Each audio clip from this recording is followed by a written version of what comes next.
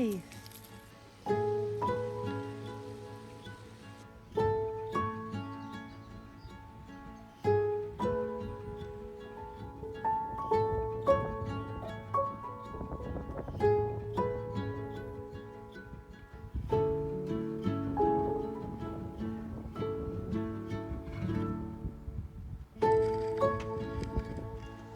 I've been seeing this rock on the horizon for days, and I think we're actually going to go up it today.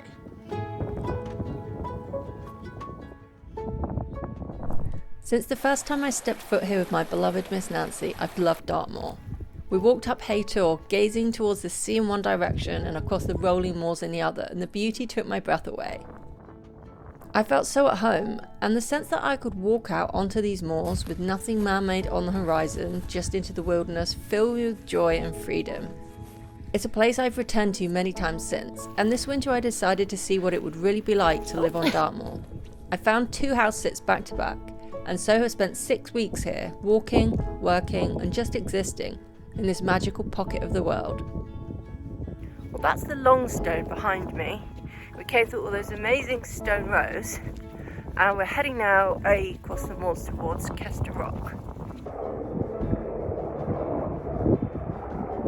Behind me here, this section of the moors is really the Oakhampton Ranges, I think, and it is just this vast. I haven't been right over the middle of it, but you know, you can see from the views this vast kind of featureless expanse, but it's still so beautiful. It doesn't have all the same rock formations as in some of the other places. It's just this very plain rolling hill after hill after hill, and yet it doesn't look plain and boring even now in winter.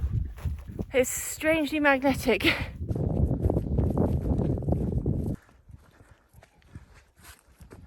Go on then, good girl.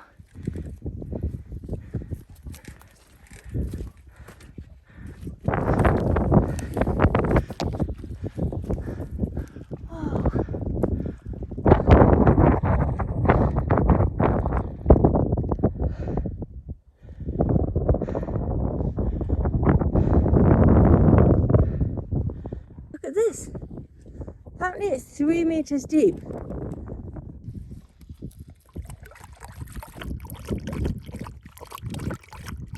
You'd certainly have a great view if you went for a dip in there. Apparently this at 3 meters deep is the deepest one of these natural basins in Dartmoor. The Victorians apparently thought that it had to do with the Druids and blood sacrifices and human sacrifice ceremonies, and that the blood was collected in the hole. Slightly gruesome, but pretty cool. It does look a little bit red.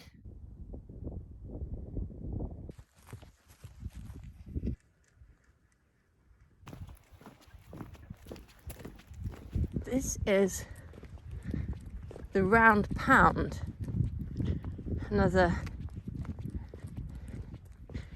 ancient something. Apparently the Round Pound is from the Bronze Age and would have had a settlement inside it there, and there's also evidence it was used by people in the Iron Age. There, you did learn some history from me. It doesn't suit me, does it, imparting these facts? It really doesn't. Oh well. I thought I'd give it a try though.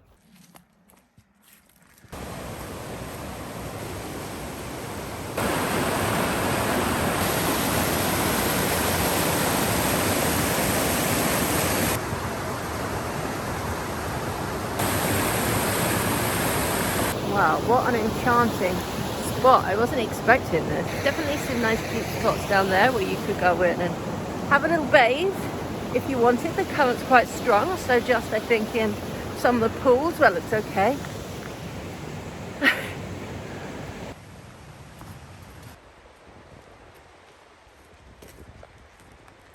I'm sure I've never had so many birds as I have since I've been here in Dartmoor and going out on walks with my doggy companion here. So many birds, it's like the dawn chorus all day long. It's absolutely glorious, partly because it's so incredibly quiet here.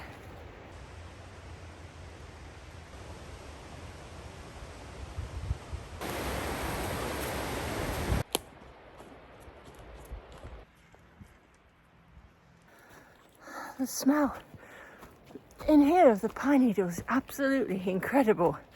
Just breathing in as deep as I can. Oh, wow. Well, I feel absolutely reborn after this walk. Like my soul has had a shower. It has just been the most peaceful thing. We haven't seen another human being what would be out walking. Haven't heard the barking of a dog. There wasn't even a mad wind billowing around my ears. Just the sounds of the birds and the water and the rivers and the streams. The ethereal silence in the conifer wood and the quiet of the moors. It's just been absolutely perfect. What a way to restore yourself. Absolutely glorious. Are you such a good girl? Did you have a nice walk? Good dog. I've been staying somewhere very quiet on the edge of the moor looking after a beautiful dog for the past few weeks, and it's easy to imagine the rest of the world doesn't exist. I've never heard so many birds. I've seen some startling sunrises and incredible clouds hanging in the valleys. We've waded through more mud and water than I thought possible, and I've lost a car tyre to a pothole. We've done some exploring, but also spent a lot of time at home in hibernation mode, and taking walks from the house. We've had terrible storms, power cuts, and lost internet for days. It certainly feels like I've experienced all the weather and some of the trials of living very rurally. Thankfully, the days in February are getting noticeably longer, as I was finding it a struggle in January, waking up in the dark every day. And Dartmoor, always Dartmoor. Despite the roads being 75% potholes, and the countryside 50% mud and 50% water in winter, it is still the most incredibly beautiful place, no less so for these things. The bleakness of the moor in the cold and the wind, the random sunshine appearing like a miracle for an hour's walk. I've realised that to me, there is nothing more refreshing to my eyes and soul than being able to see for miles beautiful wild vistas of natural landscape. I've been lucky enough to see snow on the moors, watch the wild ponies running through it. I've walked across the moors and through the woodlands, swam in rivers, and been on runs that were more wading than running.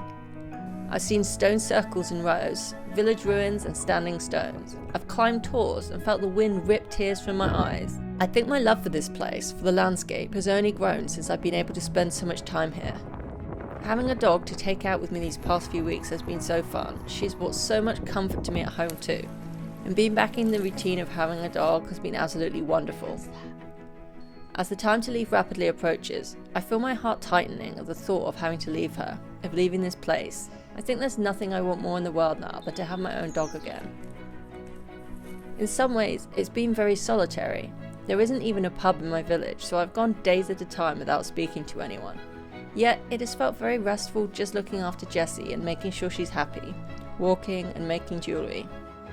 This truly is a magical pocket, and I hope it can stay hidden from the rest of the world and exist within the magical glow of life here, within these rivers and moors.